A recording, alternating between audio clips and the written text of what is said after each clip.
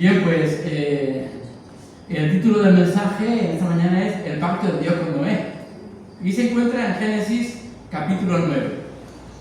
Vamos a leer este capítulo 9, no es muy largo, pero habla acerca del pacto.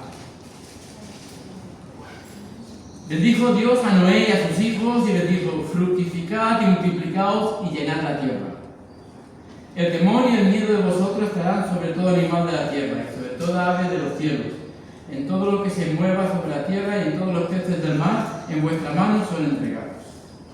Todo lo que se mueve y vive os será para mantenimiento, así como las legumbres y plantas verdes os lo he dado todo. Pero carne con su vida, que es su sangre, no comeréis. Porque ciertamente demandaré la sangre de vuestras vidas, de mano de todo animal demandaré, y de mano del hombre, de mano del varón, su hermano, demandaré la vida del hombre. El que derrame sangre de hombre, por el hombre su sangre será derramada, porque imagen de Dios es hecho el hombre. Mas vosotros fructificad y multiplicaos, procread abundantemente en la tierra y multiplicaos en ella. Y habló Dios a Noé y a sus hijos con él, diciendo: He aquí yo establezco mi pacto con vosotros, y con vuestros descendientes después de vosotros, y con todo ser viviente que está con vosotros, aves, animales, y toda bestia de la tierra que está con vosotros, desde todos los que salieron del arca hasta todo animal de la tierra. Estableceré mi pacto con vosotros, y no exterminaré ya más toda carne con aguas del diluvio, ni habrá más diluvio para destruir la tierra. Y dijo Dios: Esta es la señal del pacto que yo establezco entre mí y vosotros, y todo ser viviente que está con vosotros, por siglos perpetuos. Mi arco he puesto en las nubes, el cual será por señal del pacto entre mí y la tierra. Y sucederá que cuando haga venir nubes sobre la tierra, se dejará ver entonces mi arco en las nubes. Y me acordaré del pacto mío que hay entre mí y vosotros, y todo ser viviente de toda carne. Y no habrá más diluvio de aguas para destruir toda carne. Estará el arco en las nubes, y lo veré. Y me acordaré del pacto perpetuo entre Dios y todo ser viviente, con toda carne que hay sobre la tierra. Dijo pues Dios a Noé: Esta es la señal del pacto que he establecido entre mí y toda carne que está sobre la tierra. Señor, bendiga su palabra.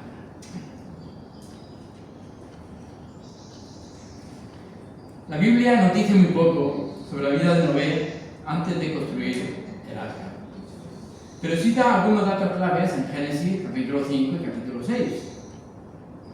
¿Pero qué sabemos de Noé antes del arca? Podemos decir que era descendiente de Adán por la línea de Set, el hijo de la promesa. Sabemos que Caín mató a su hermano Abel por envidia, y en el capítulo 5 nos dice que Adán y Eva tuvieron otro hijo que sustituyó a Abel.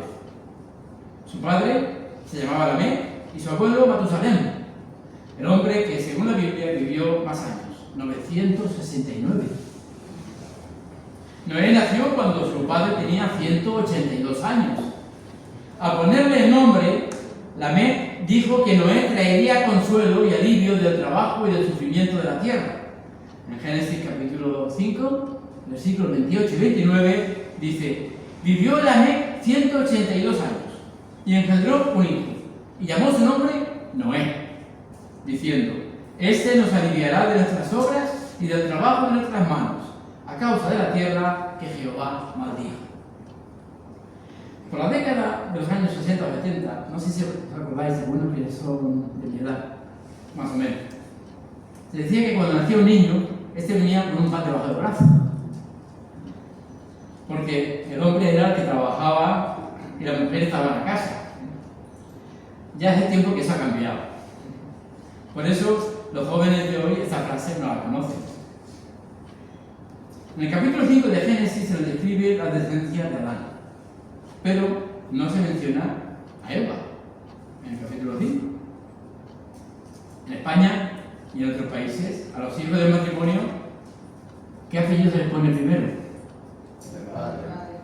Así es, el hombre. Tengo un amigo en Sátiro que tiene 4 nietas, pero hace poco, hará casi como un mes, su hijo ha tenido un niño. Me llamó muy contento, diciéndome: Julio, mi apellido ya no se pierde. Ya tengo un nieto. Hablo de España, ¿eh? Yo sé que los brasileños y los portugueses pues, le ponen el primer apellido al de la madre. Bien, pues en el tiempo que nació Noé, la humanidad ya se había vuelto muy corrupta y violenta. El texto dice que toda inclinación de los pensamientos del corazón de ellos era de continuo solamente para el mal. En contraste, había un hombre llamado Noé, que es descrito como varón justo y perfecto entre sus contemporáneos. Además, el texto bíblico añade algo que me gusta. Dice, y Noé caminó con Dios. Bonita esa frase. Bien, pues, antes del arca, Noé ya tenía familia. Tenía 3 hijos, Sem, Cam y Jafet, y sus respectivas esposas. No se mencionan sus nombres, ni tampoco de la mujer de Noé se mencionan los nombres. Fue a la edad de 500 años que le nacieron sus hijos. Dice Génesis 5:32 que siendo Noé de 500 años, engendró a Sem, Cam y Jafet. Más adelante, Dios le anunció el juicio mediante un diluvio y le ordenó construir un arca.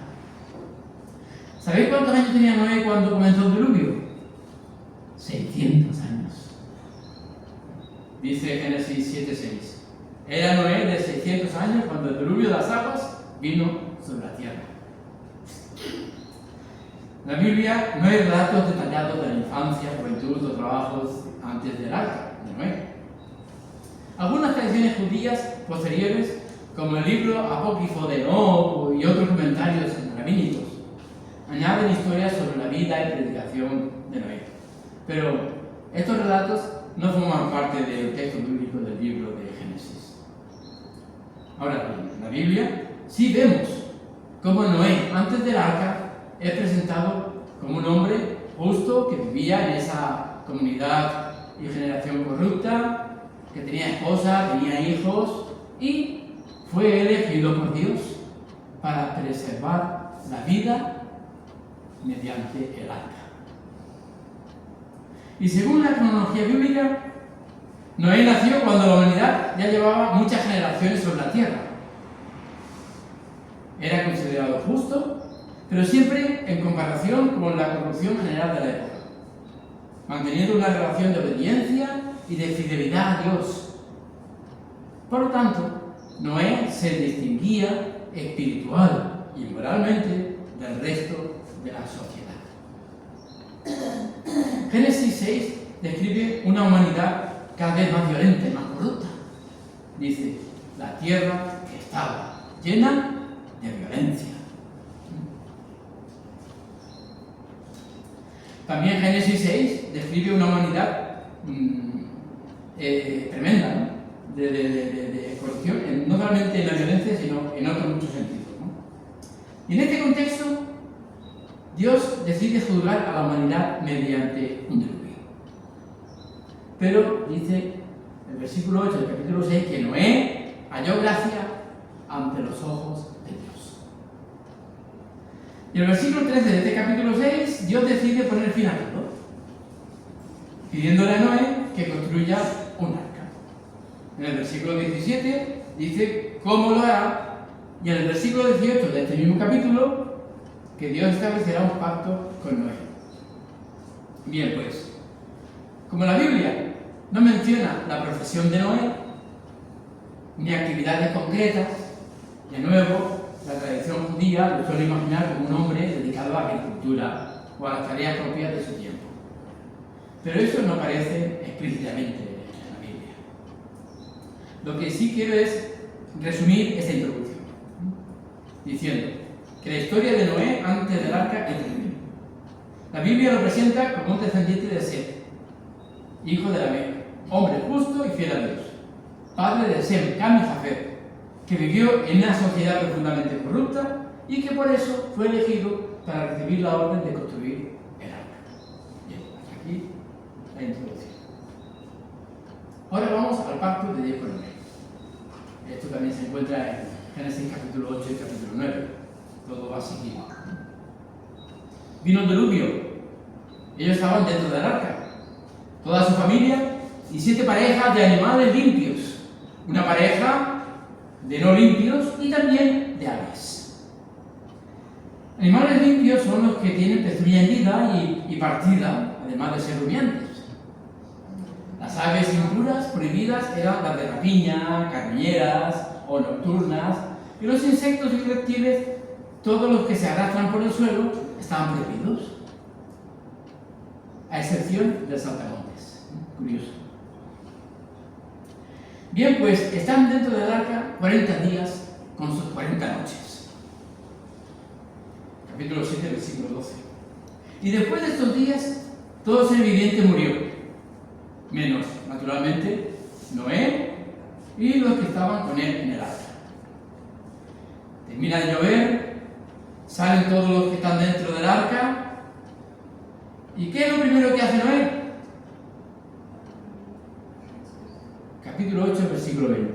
Y edificó Noé un altar a Jehová, y tomando de todo animal limpio y de toda ave limpia, ofreció holocausto en el altar. Vemos que el primer acto de Noé, después de salir del arca, fue construir un altar y adorar a Dios a través del sacrificio. La gratitud y la admiración de la grandeza de Dios le llevó a Noé a adorarlo. En términos generales, podemos decir que la naturaleza del sacrificio verdadero siempre se trata de un ofrecimiento costoso a Dios. Cuesta. Con solo 7 parejas de cada animal limpio en el arca, Noé corría el riesgo de la extinción de algunos de estos animales por el sacrificio que iba a hacer. Por lo tanto, fue un costoso sacrificio. De las 7 parejas de animales limpios, sacrificar una, pues ya ves, no se iba a reproducir en la nueva tierra. Un costoso sacrificio, pero agradable a Dios.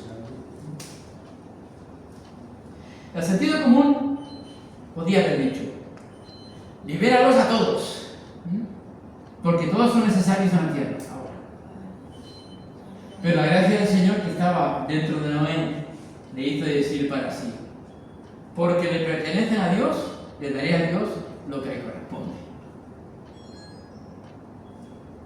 Y es que los sacrificios que estamos llamados a ofrecer a Dios también nos cuestan algo. Mirad qué 3 cosas nos dice Pablo. Una, del cuerpo, Romanos 12. Así que, hermanos, os ruego por la misericordia de Dios que presentéis vuestros cuerpos en sacrificio vivo, santo, agradable a Dios, que es vuestro culto racional. Es decir, que tenemos que servir al Señor, y una de las formas es rindiéndole culto de adoración, como estamos haciendo esta noche. Y bueno, a veces eso cuesta también. Empezar a levantarse temprano y vamos a ir. Es una decisión del Señor. En segundo lugar, el apóstol Pablo habla de nuestros recursos. Filipenses 4:18. Dice que he recibido de la iglesia lo que me enviasteis por medio de Epafrodito, una ofrenda de olor fragante, sacrificio aceptable y agradable a Dios. Y después de dar nuestros diezmos y ofrendas a Dios, sigue diciendo Pablo: mi Dios, pues, suplirá todo lo que os falta conforme a sus riquezas en gloria en Cristo Jesús. Y en tercer lugar, también debemos hacer el sacrificio de alabanza a Dios, dice Pablo. Alabanza a Dios.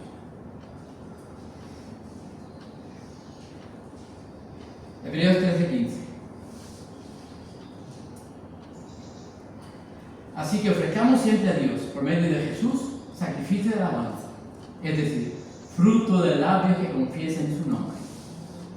Hermanos y hermanas, no tengamos miedo de alabar al Señor con gozo y alegría, que eso es alabar y adorar al Señor. Incluso, ¿por qué no decir aleluya? Que nos esforcemos de agradar a Dios. No porque ambicioso y quiera obtener todo lo más que pueda de nosotros, no. Sino porque Dios se sacrificó a un gran costo. Dice Efesios 5:2, y vivid en amor, como también Cristo nos amó y se entregó a sí mismo por nosotros, como ofrenda y sacrificio de olor agradable a Dios. ¿No nos recuerdan estas palabras de lo que hizo Noé? ¿Verdad que sí? Jesús se sacrificó por nosotros. Dice Hebreos, capítulo 9, capítulo 10, en la consumación de los tiempos se presentó una sola vez y para siempre, y por su sacrificio quitó de en medio el pecado. Dios quiere un sacrificio costoso de nosotros, porque demuestra que estamos llegando a ser semejantes a la imagen de Jesús. Como Pablo escribió en Efesios 5, debemos ser como Jesús en el sentido de andar en amor, como también Cristo nos amó y se entregó a sí mismo por nosotros. Ofrenda y sacrificio a Dios en el olor fragante. Otra vez vemos aquí reflejado a Noé. El ejemplo de Noé. También los que somos del Señor podemos pensar como David, quien dijo que nunca ofrecería a Dios lo que no le cuesta nada. Eso es lo que dijo el rey David. Segundo libro de Samuel 24. Y así, hablando a los miembros de la iglesia, a los que son miembros de la iglesia, no solamente en esta iglesia, sino en cualquier otra. Imagínate que yo cobro 2.000 euros al mes. Bueno, a mí me gustaría ir para 2.000 euros al mes. Los pastores jubilados me cobran tanto. Pero vamos, es un ejemplo que voy a poner. Y estoy dando el diezmo para el Señor en la iglesia, 200 euros cada mes. Pero necesito una moto que me cuesta 4.000 euros. ¡Wow! Es para ir al trabajo, para ir al trabajo y poder. No es para ir de fiesta. Entonces cojo el diezmo que doy a la iglesia en 2 años, a 200 euros al mes, pago la moto y ya está. Pues nada. ¿Sabes quién digo yo a los miembros de la iglesia? A estos y a otra iglesia. Que le estamos robando a Dios. Y en eso, pues no hay bendición. Bien, pues, dice el capítulo 8, versículo 21-22 de Génesis, que al percibir Jehová olor grato, dijo en su corazón, no volveré a maldecir la tierra por causa del hombre, porque el corazón del hombre se inclina al mal desde su juventud, ni volveré a destruir todo ser viviente como he hecho. Mientras la tierra permanezca, no cesarán la sementera y la siega, el frío y el calor, el verano y el invierno, el día y la noche. El costoso sacrificio de Noé agradó a Dios. Entonces hizo esta maravillosa promesa a Noé y al hombre. Por supuesto, aquí la Biblia habla antropomórficamente, es decir, está usando una analogía humana de una acción o de un atributo divino. Muchas veces hemos leído que el ojo de Dios nos ve. La mano de Dios me sostiene. O Dios va delante de nosotros. Está hablando antropomórficamente, está hablando en forma de hombre, en términos humanos. Pero más agradable a Dios que el olor del sacrificio, ¿sabe qué es? Fue que Dios vio el corazón de Noé en su sacrificio. Ahí, el corazón. Y lo que Dios promete, lo cumple. Y Él prometió que nunca visitaría la tierra nuevamente con el juicio de una inundación universal para destruir a todo ser viviente. Dios dijo esto sabiendo que el corazón del hombre se inclina al mal desde su juventud. Y esto fue una promesa hecha completamente por amor. Y podemos ver aquí una extraña combinación de verdades. Primero, el corazón del hombre se inclina al mal desde su juventud. Y segundo, Dios promete que nunca volverá a destruir la tierra a causa de la maldad del hombre. Esta extraña combinación solo se puede entender por el sacrificio de Noé. Y Dios se complació en el sacrificio. Dice el texto bíblico que el Señor olió un agradable aroma. Entender el sentido antropológico. El sacrificio, pues, el esfuerzo del Hijo de Dios es como un punto de retorno. Si en un sacrificio el pecado clama por venganza y Dios envía una inundación, pero el sacrificio presentado por Noé fue el prototipo del sacrificio venidero del unigénito Hijo de Dios, de Jesús, en la cruz. Y de esa expiación efectiva provista allí en la cruz, ¿sabéis por qué? Por el pecado del hombre. De ahí que, en otro orden de cosas, podemos decir que después de la inundación, la historia de Noé ilustra varias cosas relevantes para la vida en la tierra. Dice que el frío y el calor, el verano y el invierno. Dios prometió que después de la inundación la tierra tendría establecidas las estaciones. Esto también habla de los profundos cambios climáticos y ecológicos de la tierra desde que ese manto de vapor de agua cubría la tierra fue quitado. Como no debería haber más un diluvio universal, en teoría tampoco debería haber un trastorno grave de las estaciones y de la temperatura. Tiempo de siembra, tiempo de cosecha, frío, calor, invierno y verano, día y noche, van a sucederse uno tras otro. Eso fue en principio así, después del diluvio. Solo que el hombre lo está estropeando, pero eso es otra cosa. El resultado de este cambio se encuentra que los ciclos de vida disminuyeron rápidamente. Nunca más habría hombres de 969 años. Ya no habría personas con tantos años, 700, 600, 900, después de la inundación, o del diluvio. La posible extinción masiva de grandes animales que se manifiesta en el registro de fósiles se cree que podrían ser los dinosaurios y otras criaturas de ese tipo. Que ya desaparecieron. Y en tercer lugar, en este mensaje, que esta semana estaba preparando, el pacto de Dios y las instrucciones a Noé para vivir en un mundo nuevo, en el capítulo 9 que hemos leído. Bendijo Dios a Noé y a sus hijos, y les dijo: fructificad y multiplicaos y llenad la tierra. Todo lo que se mueve y vive os servirá de alimento. Lo mismo que las legumbres y las plantas verdes. Os lo he dado todo, pero carne con su vida y su sangre no comeréis. Fijaros que dice: fructificad y multiplicaos. Al mundo que no entró a salir del arca fue muy diferente al mundo que conocía antes del arca. Dios le dio a Noé, fijaros, el mismo tipo de mandato que le dio a Adán al principio de la creación. Fructificad y multiplicaos. Ya que Noé esencialmente comenzó todo de nuevo. Todo lo que se mueve y vive os servirá de alimento. Sobre todo a todos aquellos que creemos que el diluvio fue universal.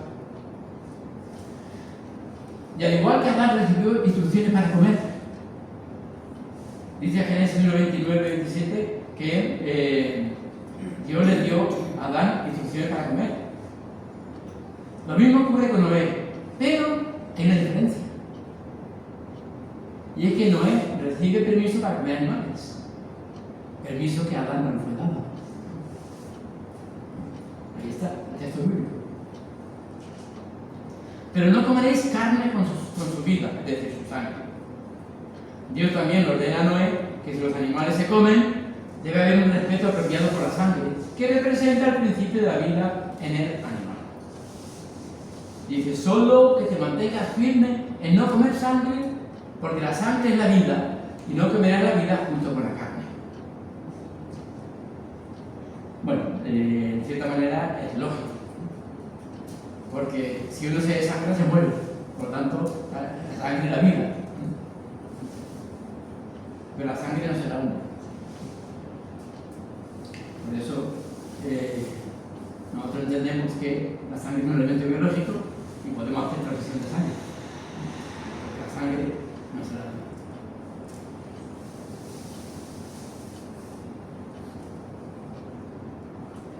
Ahora, la sangre, sí, de alguna manera, sin misticismo ni supersticiones, representa la vida de la persona o del animal. Y cuando la sangre se derrama, pues claro, se muere. Y fue signo de la misericordia hacia Israel en la primera Pascua cuando salieron de Egipto. ¿Os acordáis? En los dinteles de las puertas. Sangre de cordero. La sangre selló el pacto de Dios con Israel. La sangre hizo expiación por el pecado de Dios. Perdón, por el pecado del pueblo. Dios hizo expiación por el pecado del pueblo. La sangre salió y selló una nueva alianza. La sangre nos justifica, Romanos 5. Y la sangre nos limpia de todo pecado.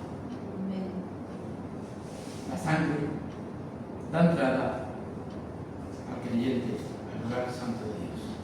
¿Por qué? Porque la sangre de Jesucristo nos limpia de todo pecado.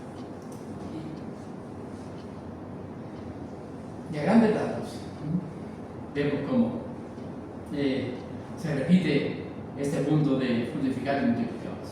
La tierra necesitaba repoblarse de nuevo. Y los hijos de Noé, con sus respectivas mujeres, se dispersaron para cumplir el mandato de Dios. A grandes rasgos se cree que Sem fue hacia el Medio Oriente, los semitas. Cam hacia la zona de África y el Jafet hacia Occidente. Y por último, en este capítulo 9 es donde Dios hace un pacto con el hombre y con toda la creación, según lo hemos visto aquí en la pantalla. Leo los versículos del capítulo 9, 8, 9, 18. También dijo Dios a Noé y a sus hijos: yo establezco mi pacto con vosotros y con vuestros descendientes después de vosotros, con todo ser viviente que está con vosotros, aves, animales y toda bestia de la tierra que está con vosotros, desde todos los que salieron del arca hasta todo animal de la tierra. Estableceré mi pacto con vosotros y no volveré a exterminar a todos los seres vivos con agua del diluvio, ni habrá más diluvio para destruir la tierra. Este pacto fue hecho con la humanidad. Es decir, tú y tu descendencia después de ti, dijo Dios a Noé. E incluso con los animales, con todo ser viviente, ¿no? Dios prometió que nunca más volvería a destruirnos con esa inundación, con un diluvio, o cubriendo la tierra con agua. Esto fue una repetición y aclaración de la promesa hecha en Génesis capítulo 8. Sin embargo, cuando las cosas vuelvan a ser similares a los días de Noé, cuando la humanidad empiece a corromperse, ¿qué ocurrirá? Que Dios va a destruir la tierra. Pero ya no la hará por agua, ya no la hará con un diluvio. Dice el apóstol Pedro que lo hará por fuego. En los últimos tiempos, cuando Cristo venga, ya en estos últimos tiempos. Vemos pues que Dios, después del diluvio, dijo: esta es la señal del pacto que yo establezco a perpetuidad con vosotros y con todo ser viviente que está con vosotros. Mi arco he puesto en las nubes, y entonces me acordaré de mi pacto con vosotros y todo ser viviente de toda especie, y no habrá más diluvio de agua para destruir todo ser vivo. Estará el arco en las nubes, lo veré y me acordaré del pacto perpetuo entre Dios y todo ser viviente, con todo lo que tiene vida sobre la tierra. Dijo pues Dios a Noé: esta es la señal del pacto que he establecido entre mí y todo lo que tiene vida sobre la tierra, el arco. Seguro que La mayoría de aquí habéis visto el arco iris. Bueno, yo como he viajado tanto sí lo he visto. Más de una, de dos y no sé cuántas veces. Sí lo he visto muchas veces. Y la verdad que es un espectáculo, es algo, vamos, hermoso ver. Incluso he hecho fotos.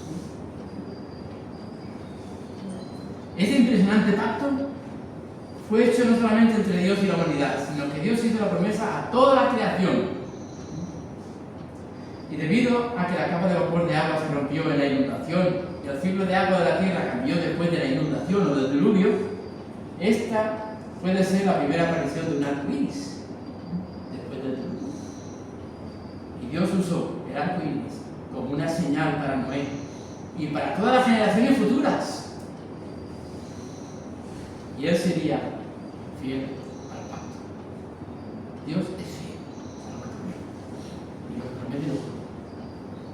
Por eso, cada vez que veamos un arco iris, debemos recordar la fidelidad de Dios y cada una de sus promesas.